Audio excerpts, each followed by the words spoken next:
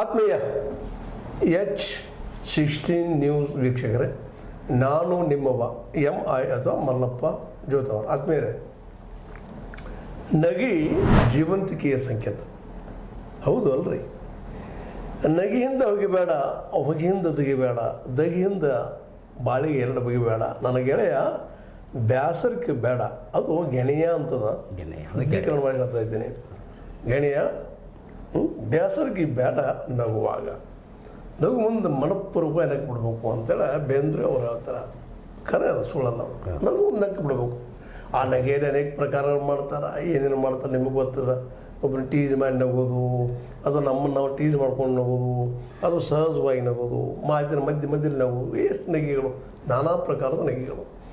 ಆ ನಗೆ ಬದುಕಿನ ತುಂಬ ಇರಬೇಕು ಅನ್ನೋದು ಪ್ರತಿಯೊಬ್ಬರ ಆಸೆ. ಹೌದು ರೀ. ನಗೆ ಬಿಟ್ಟು ಬದುಕಿಲ್ಲ ಅನ್ನುವಷ್ಟು ಮಟ್ಟಿಗೆ. ಯಾಕಂದ್ರೆ ನಗು ಅನ್ನುವಂಥದ್ದು ಕೇವಲ ಮನುಷ್ಯ ಪ್ರಾಣಿಗಳಿಗೆ ಕಂಡುಬರುತ್ತೆ ಅನ್ನೋ ಒಂದು ಲಕ್ಷಣ ಇದೆ. ಉಳಿದ ಪ್ರಾಣಿಗಳು ಇದನ್ನು ಡಿಫ್ರೆಂಟ್ ಅನ್ನೋದು ಸಹಿತ ಈಗಾಗಲೇ ಭಾಳ ಸ್ಥಳ ಪ್ರೂವ್ ಆಗ್ಯದ. ಬಟ್ ಅವು ನಗ್ತಿರ್ಬೋದು, ಅದು ನಮ್ಗೆ ಗೊತ್ತಾಗ್ತಾ ಇಲ್ಲ. ಅವರ ಭಾಷೆ ನಮ್ಗೆ ತಿಳಿಲಾರ್ದಕ್ಕೆ ನಾವು ಡಿಫೈನ್ ಮಾಡ್ತಾ ಇದ್ವಿ ಏನೋ ಗೊತ್ತಿಲ್ಲ. ಅದನ್ನೆಲ್ಲ ಇವತ್ತು ನಗೆ ಬಗ್ಗೆ ಒಂದಿಷ್ಟೇನೋ ನಿಮಗೇನು ಅನಿಸೋದ್ರಿ ನಗೆ ಬಗ್ಗೆಗಳು? ನಮಸ್ಕಾರ ಸರ್. ನಗುವುದು ಸಹಜ ಧರ್ಮ ಸರ್, ನಗಿಸುವುದು ಪರಧರ್ಮ. ಹೀಗಾಗಿ ಸರ ಮನಸ್ಸಿನಲ್ಲಿರ್ತಕ್ಕಂಥ ಒಂದು ಸುಖ ದುಃಖಗಳಿಗೆ ಅನುಗುಣವಾಗಿ ಮನುಷ್ಯನಲ್ಲಿ ಬೇರೆ ಬೇರೆ ಬೇರೆ ತೆರನಾದಂಥ ನಗೆಗಳನ್ನು ನಾವು ಕಾಣ್ತಾ ಇದ್ದೀವಿ ಸರ್. ಒಂದು ಸಾಮಾನ್ಯ ಮಗುವಿನಿಂದ ಹಿಡ್ಕೊಂಡ್ರೆ ಸರ್, ಅದಕ್ಕೆ ಮಾತಿಲ್ಲ ಏನಿಲ್ಲ ಕರೀರಿ, ಅದರ ನಗುವಿನ ಹಿಡ್ಕೊಂಡ್ರೆ ವೃದ್ಧಾಪ್ಯದವರೆಗೆ ಒಂದೊಂದು ವಿವಿಧ ತೆರನಾದಂಥ ಒಂದು ನಗೆಗಳನ್ನು ನಾವು ಮನುಷ್ಯರಲ್ಲಿ ಕಾಣ್ತಾ ಇದ್ದೀವಿ ಸರ್. ನಗೆ ಅದೇಂದ್ರೆ ಮನುಷ್ಯನ ಒಂದು ಆನಂದದ ಪ್ರತೀಕ ಅಂತ ಹೇಳ್ತಾರೆ ಸರ್. ಅದಕ್ಕೆ ಇಲ್ಲೊಂದು ಇದೆ, ನಾವು ಬರೆದ ಒಂದು ಕವನ ಸರ. ಮನದಾನಂದದ ಮಂದಹಾಸವು ಮೂಡಿ ಬರುವುದು ನಗೆಯಲ್ಲಿ, ಮನದಾನಂದದ ಮಂದಹಾಸವು ಮೂಡಿ ಬರುವುದು ನಗೆಯಲ್ಲಿ, ವಿಧ ವಿಧ ನಗೆಗಳ ಪೂರ್ಣ ಪರಿಚಯ ಮಾಡಿಕೊಡುವೆ ನಾ ನಿಮಗಿಲ್ಲಿ, ವಿಧ ವಿಧ ನಗೆಗಳ ಪೂರ್ಣ ಪರಿಚಯ ಮಾಡಿಕೊಡುವೆ ನಾ ನಿಮಗಿಲ್ಲಿ. ಮಗುರಿ ಮುದ್ದು ಕಂದಣ ಮಂದಹಾಸದಿ ಅರಳಿ ಬರುವುದು ಮುಗುಳು ನಗೆ, ಮುದ್ದು ಕಂದಣ ಮಂದಹಾಸದಿ ಅರಳಿ ಬರುವುದು ಮುಗುಳು ನಗೆ, ಕಂದನ ಕಂಡು ಮಾತೆಯ ಮಡಿಲಿಗೆ ಹರಿಯುವುದು ಮಮತೆಯ ನಗೆ, ಕಂದನ ಕಂಡು ಮಾತೆಯ ಮಡಿಲಿಗೆ ಹರಿಯುವುದು ಮಮತೆಯ ನಗೆ. ತಾಯಿ ಮಗುವಿನ ಒಲವನ್ನು ಕಂಡು ತಂದೆಯ ಮನಕುಲ್ಲಾಸನಗೆ, ತಾಯಿ ಮಗುವಿನ ಒಲವನ್ನು ಕಂಡು ತಂದೆಯ ಮನಕುಲ್ಲಾಸನಗೆ, ನಗೆಯಲ್ಲಿ ತೇಲುವ ಪುಟ್ಟು ಕುಟುಂಬಕ್ಕೆ ಹಿರಿಯರ ಶುಭ ಹರಕೆಯ ನಗೆ, ನಗೆಯಲ್ಲಿ ತೇಲುವ ಪುಟ್ಟ ಕುಟುಂಬಕ್ಕೆ ಹಿರಿಯರ ಶುಭ ಹರಕೆಯ ನಗೆ. ಮನದಾನಂದದ ಮಂದಹಾಸವು ಮೂಡಿ ಬರುವುದು ನಗೆಯಲ್ಲಿ, ವಿಧ ವಿಧ ನಗೆಗಳ ಪೂರ್ಣ ಪರಿಚಯ ಮಾಡಿಕೊಡುವೆ ನಾ ನಿಮಗಿಲ್ಲಿ. ಮುಂಸರೆ ಕ್ರೀಡೆಗಳಾಡುತ್ತ ಗೆಳೆಯರ ಬಳಗದಿ ಮೂಡಿರುವುದು ವಿನೋದ ನಗೆ, ಕ್ರೀಡೆಗಳಾಡುತ್ತ ಗೆಳೆಯರ ಬಳಗದಿ ಮೂಡಿರುವುದು ವಿನೋದ ನಗೆ, ವಿದ್ಯೆಯ ಮುದದಿ ಮನುಜನ ಮುಖದಲ್ಲಿ ಕಂಡಿರುವುದು ಹೆಮ್ಮೆಯ ನಗೆ, ವಿದ್ಯೆಯ ಮುದದಲ್ಲಿ ಮನುಜನ ಮುಖದಲ್ಲಿ ಕಂಡಿರುವುದು ಹೆಮ್ಮೆಯ ನಗೆ. ರಣರಂಗದಲ್ಲಿ ವೈರಿಯ ಸೋಲಿಸಿ ಮೆಟ್ಟಿ ನಿಂತಿಹುದು ವೀರನಗೆ, ರಣರಂಗದಲ್ಲಿ ವೈರಿಯ ಸೋಲಿಸಿ ಮೆಟ್ಟಿ ನಿಂತಿಹುದು ವೀರನಗೆ, ಶೌರ್ಯದಿ ಪಡೆದ ಕೀರ್ತಿಯ ಹಿಂದೆ ಲಾಸ್ಯವಾಡುವುದು ವಿಜಯನಗೆ, ಶೌರ್ಯದಿ ಪಡೆದ ಕೀರ್ತಿಯ ಹಿಂದೆ ಲಾಸ್ಯವಾಡುವುದು ವಿಜಯನಗೆ. ಮನದಾನಂದದ ಮಂದಹಾಸವು ಮೂಡಿ ಬರುವುದು ನಗೆಯಲ್ಲಿ, ವಿಧ ವಿಧ ನಗೆಗಳ ಪೂರ್ಣ ಪರಿಚಯ ಮಾಡಿಕೊಡುವೆ ನಾ ನಿಮಗಿಲ್ಲಿ. ಸ್ವಾರ್ಥಕ್ಕೆ ಬಿದ್ದು ದೇಶಭಕ್ತರ ಸೋಗಿನಲ್ಲಿರುವುದು ವ್ಯಂಗ್ಯನಗೆ, ಸ್ವಾರ್ಥಕ್ಕೆ ಬಿದ್ದು ದೇಶಭಕ್ತರ ಸೋಗಿನಲ್ಲಿರುವುದು ವ್ಯಂಗ್ಯನಗೆ, ಮೇಲಾಧಿಕಾರಿಯ ಪ್ರೀತಿ ಗಳಿಸಲು ನೌಕರರು ಡಾಂಬಿಕನಗೆ, ಮೇಲಾಧಿಕಾರಿಯ ಪ್ರೀತಿ ಗಳಿಸಲು ನೌಕರರು ಡಾಂಬಿಕನಗೆ. ಹೊಟ್ಟೆಯ ಪಾಡಿಗಾಗಿ ಜೀವನ ವ್ಯವಹರಿಸುವುದು ವ್ಯಾಪಾರಿನಗೆ, ಹೊಟ್ಟೆಯ ಪಾಡಿಗೆ ಜೀವನಕ್ಕಾಗಿ ವ್ಯವಹರಿಸುವುದು ವ್ಯಾಪಾರಿನಗೆ. ರಾಜಕೀಯ ವಿಧ ವಿಧ ಗದ್ದುಗೆಗಳಲ್ಲಿ ಮೆರೆಯುತ್ತಿರುವುದು ಅಹಂಕಾರನಗೆ, ರಾಜಕೀಯ ವಿಧ ವಿಧ ಗದ್ದುಗೆಗಳಲ್ಲಿ ಮೆರೆಯುತ್ತಿರುವುದು ಅಹಂಕಾರನಗೆ. ಮನದಾನಂದದ ಮಂದಹಾಸವು ಮೂಡಿ ಬರುವುದು ನಗೆಯಲ್ಲಿ, ವಿಧ ವಿಧ ನಗೆಗಳ ಪೂರ್ಣ ಪರಿಚಯ ಮಾಡಿಕೊಡುವೆನ ನಿಮಗೆಲ್ಲಿ. ಸುಕೃತ ಪುಣ್ಯದ ಫಲದಿ ಮಾನವ ಜನ್ಮ ಪಡೆದ ಸಾರ್ಥಕನಗೆ, ಸುಕೃತ ಪುಣ್ಯದ ಫಲದಿ ಮಾನವ ಜನ್ಮ ಪಡೆದ ಸಾರ್ಥಕ ನಗೆ ಸಾಧು ಸಂತರ ಸಂಘದೊಳಿರಲು ತವಕಿಸುವುದು ಬಹುತರ್ಕನಗಿರಿ ಸಾಧು ಸಂತರ ಸಂಘದೊಳಿರಲು ತವಕಿಸುವುದು ಬಹುತರ್ಕನಗೆ ಶಿಷ್ಯನ ಸೇವೆಗೆ ಸಂತೃಪ್ತವಾದ ಸದ್ಗುರು ಮುಖದಲ್ಲಿ ನಲಿವನಗೆ ಶಿಷ್ಯನ ಸೇವೆಗೆ ಸಂತೃಪ್ತವಾದ ಸದ್ಗುರು ಮುಖದಲ್ಲಿ ನಲಿವನಗೆ ಶುದ್ಧಾವಸ್ಥೆಯ ಜೀವಿಯ ಮುಖದಲ್ಲಿ ತೇಲಿದೆ ಬ್ರಹ್ಮಾನಂದನಗೆ ಶುದ್ಧಾವಸ್ಥೆಯ ಜೀವಿಯ ಮುಖದಲ್ಲಿ ತೇಲಿದೆ ಬ್ರಹ್ಮಾನಂದನಗೆ ಅಮರಲೋಕದ ದೇವತೆಗಳಲ್ಲಿ ಅಮರವಾಗಿದೆ ಚಿರಾಯುನಗೆ ಸೊಕ್ಕಿದ ರಕ್ಕಸರ ಅಟ್ಟಹಾಸದಿ ಅರ್ಭಟಿಸುವುದು ಬಿಭಿತ್ಸನಗೆ ನಾರಾಯಣನ ಪಾದದಿ ಕುಳಿತ ಲಕ್ಷ್ಮಿಯ ಮೊಗದಲ್ಲಿ ಕಮಲನಗೆ ಆದಿಶೇಷನಲ್ಲಿ ಶಯನ ಮಾಡಿದ ನಾರಾಯಣನಲ್ಲಿ ಸಂತೃಪ್ತನಿಗೆ ನಾರಾಯಣನಲ್ಲಿ ಸಂತೃಪ್ತನಿಗೆ ನಾರಾಯಣನಲ್ಲಿ ಶಾಂತನಿಗೆ ಹಿಂಗೆ ಸರ್ ನಗೆಗಳು ಒಂದೊಂದು ಮಟ್ಟಲದೊಳಗೆ ಒಂದೊಂದು ಕಾಲಕ್ಕೆ ತಕ್ಕ ಬದಲಾಯಿಸ್ತಾ ಹೋಗ್ತದೆ ನನಗೆ ಅಂತ ಹೇಳ್ತಾ ಇದ್ದಾರೆ. ಅವಸ್ಥೆಗಳಿಗೆ ತಕ್ಕಂಗೂ ಕೂಡ ಸರ ನಗೆಯ ಒಂದು ವಿನ್ಯಾಸ ಬೇರೆ ಬೇರೆ ಬೇರೆ ಆಗ್ತಾ ಹೋಗ್ತದೆ ರೀ. ಒಟ್ಟಾರೆ ಸರ ನಗೆಯಲ್ಲಿ ಏನದ ಅಂತಂದ್ರೆ ಆ ಮನುಷ್ಯನ ಮನದ ಆಳದಲ್ಲಿ ಇರ್ತಕ್ಕಂಥ ಭಾವನೆಗಳನ್ನು ವ್ಯಕ್ತ ಆಗ್ತಾವೆ ಸರ್. ಅದಕ್ಕೆ ಚೆಲುವೆ ನಿನ್ನ ನೋಟ ಚೆನ್ನ ಅಂತಿರ್ತಾರೆ ಸರ್. ಮಾತು ಚೆನ್ನ ರೀ, ನಗೆಯು ಚೆನ್ನ, ಮುಗುಳು ನಗೆಯು ಚೆನ್ನ ಅಂತೇಳಿ. ಅದಕ್ಕೆ ನೀವು ಹೇಳಿ ಸರ್, ನಗುವುದು ಸಹಜ ಧರ್ಮ, ನಗಿಸುವುದು ಪರಧರ್ಮ ಸರ್. ಹೀಗಾಗಿ ಎಷ್ಟೋ ಮಂದಿ ರಾಜನ ಆಸ್ಥಾನದಲ್ಲಿ ವಿದೂಷಕರು ಅಂತ ಇದ್ರು ಸರ್.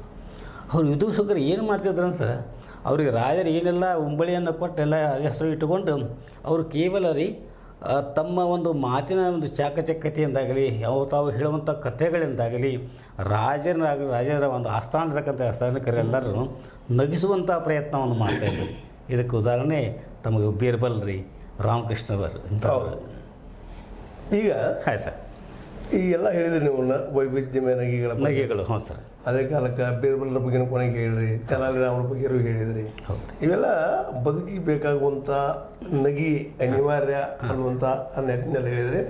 ಆದ್ರೆ ಈ ನಗುವನ್ನು ಮೀರಿಸು ಈ ಬದುಕಿನ ಜಂಜಾಟ, ದುಃಖ, ನೋವು, ನಲಿವ ಇವುಗಳನ್ನ ಮರೆಸೋ ಸಲುವಾಗಿ ನಾವು ನಗಬೇಕು ಅನ್ನುವಂಥದ್ದು ಒಂದು ಸಾಮಾನ್ಯವಾದ ನಂಬಿಕೆ. ಹಾಂ, ಕರೆಕ್ಟ್ ಸರ್. ಆದ್ರೆ ಈ ನಗು ಅನ್ನುವಂಥದ್ದು ಜೀವನದಲ್ಲಿ ಭಾಳ ಕಡಿಮೆ ಬರ್ತದೆ. ಇದು ಕಾರಣ ಅಂತೀರಿ? ಮತ್ತು ಕಡಿಮೆಗಳಂತ ಹೇಳಿ ಸರ್, ಈಗಿನ ಒಂದು ವೈಜ್ಞಾನಿಕ ಜಗತ್ತಿನೊಳಗೆ ನಗುದನ ಮನುಷ್ಯಾಗ ಐತಿ ವಜ್ಜೆ ಆಗೈತೆ ರೀ. ಹಾಗಾದ್ರೆ ಮನಸ್ಸೊಂದು ಉಲ್ಲಾಸದಿಂದ ಇತ್ತಂದ್ರೆ ನಗೆ ಬರ್ತದೆ ರೀ. ಈಗ ಮನುಷ್ಯ ಜೀವನಕ್ಕೆ ಉಲ್ಲಾಸನೇ ಇಲ್ರಿ. ಈಗ ಕೆಲವೊಂದು ನಾಟಕಗಳಲ್ಲಿ ನಿಮಗೊಂದು ಗೊತ್ತಿರ್ಬೇಕು ಸರ್, ನಗಲಾರದವ ಅಂತ ಹೇಳಿ ಬರ್ತಾನೆ ರೀ. ಅವ ಕೌಟುಂಬಿಕ ಜೀವನದಾಗ ಒಟ್ಟು ನಗಂಗಿಲ್ಲ ರೀ. ಆದ್ರೆ ನಾಟಕಗಳೊಳಗೆ ರೀ ಅವ್ನು ಹಿಂದೆ ಕುತ್ಕೊಂಡು ಪ್ರತಿಯೊಂದು ಸನ್ನಿವೇಶ ನಗುದ್ರಿಂದ ಉಳ್ಕೆದಾರರು ನಗ್ತಾರೆ. ಹಿಂಗೆ ಸೊಂದು ಅದೊಂದು ನಗೆ ಸಲುವಾಗಿ ಅದನ್ನು ವೃತ್ತಿಯನ್ನಾಗಿ ಮಾಡಿಕೊಂಡು ಅವರು ಕೆಲವು ಮಂದಿ ಇದ್ದಾರೆ. ಅದು ಈಗಿನ ಕಾಲಕ್ಕೆ ಏನಾಗೈತೆ ಸರ್, ಮನುಷ್ಯನಿಗೆ ಒಂದು ಇಲ್ದಿದ್ರೊಳಗೆ ಒಂದು ತೃಪ್ತಿ ಇಲ್ಲ ರೀ, ಸಂತೃಪ್ತಿ ಇಲ್ಲ ರೀ, ಉಲ್ಲಾಸ ಇಲ್ಲ, ಆರೋಗ್ಯ ವರ್ಧನೆ ಇಲ್ಲ. ಹೀಗಾಗಿ ನಗು ಹೆಂಗೆ ಬರಬೇಕು ರೀ ಅಂತೇಳಿ ಸ್ವಲ್ಪ ಚಿಂತನೆ ಮಾಡ್ಬೇಕಾಗೈತೆ ರೀ. ಅಂದರೆ ಯಾಕಂದ್ರೆ ನಗು ಅನೇಕ ರೋಗಗಳಿಗೆ ಪರಿಹಾರ. ಹೌದು ರೀ, ಹೌದು. ನಗುವುದರಿಂದಾಗಿನ ಮನುಷ್ಯ ಸ್ನಾಯುಗಳು ರೀ ಇನ್ನಷ್ಟು ಗಟ್ಟಿ ಆಗ್ತಾನೆ. ಹೌದು ಹೌದು. ವೈಚಾರ ಶಕ್ತಿ ಹೆಚ್ಚಾಗ್ತಾನೆ. ಅದಕ್ಕಾಗಿ ಲಾಫಿಂಗ್ ಕ್ಲಬ್ಸ್ ಅಂತ ಸಾಗಿಡ್ಬೋದು. ಹೌದು ಹೌದು. ಬೆಳಗ್ಗೆ ಎದ್ದ ತಕ್ಷಣ ಅವ್ರ ಕೆಲಸ ಏನಿಲ್ಲ, ಎದ್ದ ತಕ್ಷಣ ನಗುವುದು.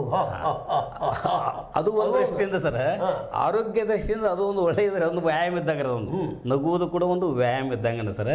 ಅದನ್ನು ಅವರು ಏನು ಮಾಡ್ಕೋತ ಹೋಗ್ತಾರೆ ಸರ್. ಫೇಸ್ ಇದ್ದ ಇಂಡೆಕ್ಸ್ ಆಫ್ ಮೈಂಡ್ ಅಂತಾರೆ ರೀ. ಆ ಮನುಷ್ಯನನ್ನು ನೋಡಿದ್ರೆ ಆ ವ್ಯಕ್ತಿಯ ಚಿತ್ರಣವನ್ನು ನಾವು ಅರಿಯಬಹುದು ಸರ್. ಒಬ್ಬರ ಮನೆಯ ಮುಂದೆ ಹೋಗಿ ನಿಂತರೆ ಸರ್, ಆ ಮನೆಯ ಒಳಗಿನ ಹೋಗಿ ನಾವು ಸಹಜವಾಗಿ ಗ್ರಹಣ ಮಾಡ್ಬೋದು.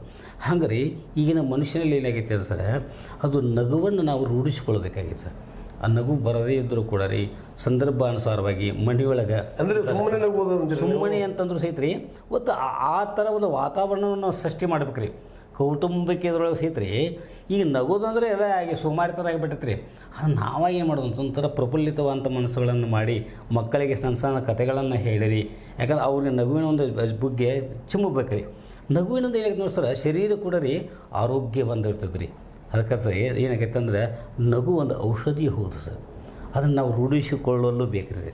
ಹಿಂಗೆ ಅಂದ್ರೆ ಮನಸ್ಸನ್ನ ಪ್ರಸನ್ನ ನಾವು ಪ್ರಸನ್ನ ಇಟ್ಟಿವಪ್ಪ ಅಂದ್ರೆ ಶರೀರ ಮೇಲೆ ಪ್ರಭಾವ ಆಗಿ ಆಗ್ತದೆ. ಈಗ ನಾವು ಉದಾಹರಣೆ ನೋಡ್ತೀವಿ, ಒಂದು ಮನೇಲಿ ಏನೋ ಸಾವಿನ ಸುದ್ದಿ ಇತ್ತು, ಏನೋ ಇದ್ರೆ ಹಸು ಬಂದಾಗ ಹೋಗಿ ಬಿಟ್ಟಂಗೆ ಆಗಿಬಿಟ್ಟಿರ್ತದೆ. ಹೌದು ಸರ್, ಒಂಥರ ಶೋಕ ವಾತಾವರಣ ಇರ್ತದೆ ರೀ. ಇತ್ತಂದ್ರೆ ಮನಸ್ಸಿನ ಪ್ರಭಾವ ಆಗಿ ಹಸು ಸಹಿತ ಕಟ್ಟಾಗಿ ಹೋಗ್ತಿರ್ತದೆ. ಹೌದು ಸರ್. ಇನ್ನು ಕೆಲವು ಕಡೆ ಏನಪ್ಪ ಅಂದ್ರೆ ನಗು ಮತ್ತು ಒಳ್ಳೆ ಒಂದು ವಾತಾವರಣ ಇತ್ತಂದ್ರೆ ಸಮಯಕ್ಕೆ ಸರಿಯಾಗಿ ಹಸು ಆಗುವಂಥದ್ದು, ಹಸುವಿನ ಜೊತೆಗೆ ನಮ್ಮ ಆರೋಗ್ಯ ಇಂಪ್ರೂವ್ ಆಗುವಂಥದ್ದು ಅನೇಕ ನಾವು ನೋಡ್ತಾ ಇರ್ತೀವಿ. ಇದರ ಅರ್ಥ ಮನಸ್ಸಿನ ಮೇಲೆ ನಗು ಅನ್ನೋಂಥದ್ದು ಬಲು ಗಂಭೀರವಾಗಿ ಭಾಳ ಮಹತ್ವದ್ದು ಸರ್, ಭಾಳ ಗಂಭೀರ ಪ್ರಭಾವ ಬೀರ್ತದೆ ಅಂತೇಳಿ ಅನೇಕ ವಿಜ್ಞಾನಿಗಳು ಸಹಿತ ಹೇಳ್ತಾ ಇರ್ತಾರೆ. ನಿಜಕ್ಕೂ ಸರ್. ಬಟ್ ಇವತ್ತಿನ ದಿನದೊಳಗೆ ಈ ಬದುಕು ಜಂಜಡಾಗಿ ಅದರಲ್ಲೂ ಇವತ್ತಿನ ದಿನ ದಾಟೋದು ಹೇಗಪ್ಪ ಅನ್ನೋಂಥ ಪರಿಸ್ಥಿತಿ ಕಷ್ಟ ಅದ ರೀ. ಈ ನಗು ಬರೋ ಸಾಧ್ಯತೆಗಳಿದ್ದಾವ ಅಂತ. ಯಾಕಂದ್ರೆ ಈಗಾಗಲೇ ಒಮ್ಮೆಬಿಟ್ಟು ಹಲವು ಸಲ ಚರ್ಚೆ ಮಾಡಿದ್ವಿ ನಾವು, ಎಲ್ಲದಕ್ಕೂ ಅರ್ಥ ಅನ್ನೋದು ಭಾಳ ಮಹತ್ವ. ಕರೆ ಅದ ಕರೆ. ಯಾಕಂದ್ರೆ ನೆಮ್ಮದಿ ಬದುಕಿಗೆ, ನಗುವಿನ ಬದುಕಿಗೆ ಅರ್ಥ ಅನ್ನೋದು ಬೇಕಾಗ್ತದ. ಅರ್ಥ ಅನ್ನೋದು ಇಲ್ಲ, ದುಡ್ಡು ಅನ್ನೋದು ಇಲ್ಲಪ್ಪ ಅಂತಂದ್ರೆ ಶುರು ಆಗಿಬಿಡ್ತದೆ, ಸಮಸ್ಯೆ ಶುರು ಆಗ್ತದೆ. ಎಲ್ಲ ಸಮಸ್ಯೆ ಮೂಲ ಅರ್ಥ, ದುಡ್ಡು. ಸರ್ ನೀವು ಹೇಳೋ ಮಾತು ಅಗ್ದಿ ಕರೆಕ್ಟ್ ರೀ. ಈ ನಾವು ಅರ್ಥವನ್ನು ಗಳಿಸಬೇಕಾದ್ರೆ ಸರ್, ನಾವು ಗಂಟು ಮೂತಿ ಹಾಕ್ಕೊಂಡು ಎಲ್ಲಿ ಕೆಲಸ ಕೇಳಕ್ಕೆ ಹೋದ್ರೆ ಕೆಲಸ ಸಿಗುದಿಲ್ಲ ರೀ. ಒಂದು ಕೆಲಸ ಸಹಿತ ನಾವು ಇದು ಮಾಡಬೇಕಾದ್ರೂ ಕೂಡ ರೀ, ನಗುಮುಗದಿಂದ ಹೋಗಿರಿ ಆ ಒಂದು ಮಾಲಕನನ್ನು ಓಲೈಸಿ ಅದರಿಂದ ನಾವೇನು ಮಾಡತ್ತಂದ್ರೆ ಸರ್, ನಗುವಿನಿಂದ ಎಂಥ ಲಾಭ ಅದಾವ ಅಂದ್ರೆ ಸರ್, ಮತ್ತೊಬ್ಬರ ಪ್ರೀತಿಗೆ ಪಾತ್ರ ಆಗ್ತವೆ ರೀ. ಅವರಿಂದ ನಾವು ಸಹಾಯ ಸಹಕಾರಗಳನ್ನು ಪಡ್ಕೋತೀವಿ ರೀ. ಜೊತೆಗೆ ನಮ್ಮ ಒಂದು ಇದನ್ನು ನಾವು ಸಮೃದ್ಧ ಮಾಡ್ಕೊಳ್ಳೋ ಸಾಧ್ಯ ಅದ ರೀ. ಅದಕ್ಕೆ ನಗುವನ್ನು ಸಹ ನಾವು ರೂಢಿಸಿಕೊಳ್ಳಬೇಕು ರೀ. ಇವನ್ನ ಸರ್ ಶಿವಕಾಚರಣೆ ಇಡ್ತಕ್ಕಂಥ ಕೆಲವೊಂದು ಸಂದರ್ಭಗಳಲ್ಲಿ ಕೂಡ ಸರ್, ಕೆಲವ್ರ ಮನೆಗೆ ಹೋದಾಗ ಈ ಸತ್ತವ್ರ ಮನೆಯಾಗ ಸಹಿತ ಒಂದು ನಗೆ ಬರೆಸಿ ಬರ್ತಾನೆ ರೀ. ಯಾಕಂತಂದ್ರೆ ಸರ್ ಅವ್ರಿಗೆ ಅದ್ರದ್ದು ಮನದಟ್ಟು ಮಾಡ್ಕೊಂಡ್ರಿ, ಏನಿಲ್ಲರಪ್ಪ ಹೊಸ ಹಳೆ ಅರಿವು ಬಿಟ್ಟು ಹೊಸ ಅರಿವು ತೊಟ್ಟಂಗೆ ಜೀವನ. ಅದಕ್ಕೆ ಮತ್ತು ಅವ್ರೇನು ಇಲ್ಲ ಅಂತ ತಿಳ್ಕೊಬೇಡ್ರಿ. ಯಾಕಂತಂದ್ರೆ ಜೀವಿ ಏನಾಗತ್ತೆ ಅಂದರೆ ಒಂದು ಹಳೆ ಬಟ್ಟೆ ಬಿಟ್ಟು ಹೊಸ ಬಟ್ಟೆ ತೊಗೊಳ್ತದ್ರೆ ಹಂಗೆ ಮತ್ತು ಸಂತೋಷನ ಪಡ್ಬೇಕು ನಾವು. ಅದಕ್ಕೆ ಮಂಕುತಿ ಮಕ್ಕ ಒಂದು ಉದಾಹರಣೆ ಹೇಳ್ತಿರ್ತಾನೆ ನಾ. ಯಾಕಂದ್ರೆ ಮೃತ್ಯುಂಬೈವೇಕೆ ಲೋಕಾಂತರ ಕೊಯ್ಯು ಮಿತ್ರನಾಥಂ ಚಿತ್ರ ಹೊಸದಿರುಪದಲ್ಲಿ ಹತ್ತಲೆಂಬೈಯುವುದು ಸತ್ರ ವಸ್ತು ನಡೆ ಮಂಕುತಿಮ್ಮ ಅಂತ ಡಿವಿಜಿ ಹೇಳ್ಯಾರು. ಅದಕ್ಕೆ ಈ ಶಿವಕದ ವಾತಾವರಣ ಮರೆತ ಅಲ್ಲಿ ಕೂಡ ನಗೆಯ ಬುಗ್ಗೆಯನ್ನು ಹರಿಸಿ ಬರ್ತಾನೆ ರೀ. ಯಾಕಂದ್ರೆ ಸರ್ ಹೇಳ್ರಿ, ನಗುವುದು ಸಹಜ ಧರ್ಮ ರೀ, ನಗಿಸುವುದು ಪರಮ ಧರ್ಮ. ಮತ್ತೊಬ್ಬರನ್ನು ಪ್ರಫುಲ್ಲಿತರನ್ನಾಗಿ ಮಾಡುವ ಸಲುವಾಗಿ ನಗೆಯೂ ಕೂಡ ಒಂದು ಅಸ್ತ್ರ ಅನಿಸ್ತೈತೆ ರೀ. ಆದ್ಮೇಲೆ ಇಲ್ಲಿವರೆಗೆ ನಮ್ಮ ಈಶ್ವರಚಂದ್ರ ಬೆಟಗೇರಿಯವರು ನಗುವಿನ ಬಗ್ಗೆ ತಮ್ಮ ಕವನ ಮೂಲಕ, ಜೊತೆಗೆ ತಮ್ಮ ಅನುಭವಗಳ ಮೂಲಕ ನಗು ಯಾಕೆ ಮುಖ್ಯ ಮತ್ತು ನಗುವಿನ ಪ್ರಭೇದಗಳೇನು, ಅದೇ ಕಾಲಕ್ಕೆ ನಗು ಯಾವ ರೀತಿ ಇರ್ತದೆ, ಅದನ್ನು ಯಾವ ರೀತಿ ಸ್ವೀಕಾರ ಮಾಡಬೇಕು ಅನ್ನುವಂಥ ಮಾತನ್ನು ಹೇಳ್ತಾ, ಮತ್ತು ಇವತ್ತು ನಗು ಎಂಥ ಕಷ್ಟದಲ್ಲೂ ನಾವು ನಗುವಂಥ, ಮನಸ್ಸು ಶಾಂತಿ ಇಡುವಂಥ ಪ್ರಯತ್ನ ಮಾಡ್ತಾ ಇರಬೇಕು, ನಾವು ಮಾಡಬೇಕು ಅನ್ನುವಂಥ ಮಾತನ್ನು ಹೇಳ್ತಾ ಇದ್ದಾರೆ. ಮತ್ತು ಎಲ್ಲ ಸಮಸ್ಯೆಗಳಿಗೂ ಒಂದು ಉತ್ತರ ಇದ್ದೇ ಇರ್ತದೆ.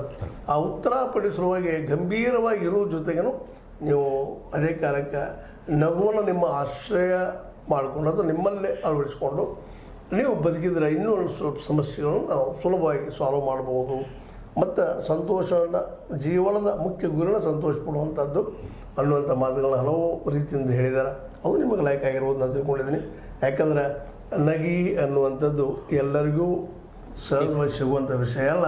ಅದನ್ನು ನಾವು ಹುಟ್ಟಾಕೋಬೇಕು, ಹುಟ್ಟಾಕಿದವ್ರು ನೋಡಿ ನಗಬೇಕು.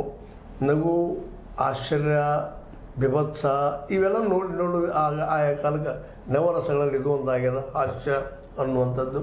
ಆ ನವರಸಗಳಲ್ಲಿಯೂ ಅತ್ಯಂತ ದೊಡ್ಡದು ಯಾವುದಪ್ಪ ಅಂದರೆ ಇದು ಹಾಸ್ಯರಸ. ಯಾಕೆಂದರೆ ಇದು ನಿಧಾನಕ್ಕೆ ಮತ್ತು ಯಾವಾಗಲೂ ಮನಸ್ಸನ್ನು ಜೊತೆಗೆ ಮನಸ್ಸಿನಿಂದ ಶರೀರವನ್ನು ಸದೃಢವಾಗಿಡೋದಕ್ಕೆ ಭಾಳಷ್ಟು ಸಹಕಾರಿ ಅದ ಅನ್ನುವಂಥ ಮಾತನ್ನು ಎಲ್ಲ ಚರ್ಚೆಯಲ್ಲಿ ನಾವು ನಮ್ಮ ಮಿತ್ರರಾದ ಈಶ್ವರಚಂದ್ರ ಬೆಟಗೇರಿ ವ್ಯಕ್ತಪಡಿಸಿದ್ದಾರೆ. ಅದಕ್ಕೆ ನೀವು ಲೈಕ್ ಮಾಡಿ, ಶೇರ್ ಮಾಡಿ, ಕಮೆಂಟ್ ಮಾಡಿ, ಜೊತೆಗೆ ಸಬ್ಸ್ಕ್ರೈಬ್ ಆಗೋದು ನಿಲ್ಲಿಸಿ ಹೋಗ್ಬೇಡ್ರಿ. H16 ನ್ಯೂಸ್ ಅರ್ಥ ಸೀತಾರಾಮ್, ಇದು ಸತ್ಯದ ಕೈಗಂಡಿ ವಂದನೆಗಳು. ನಮಸ್ಕಾರ.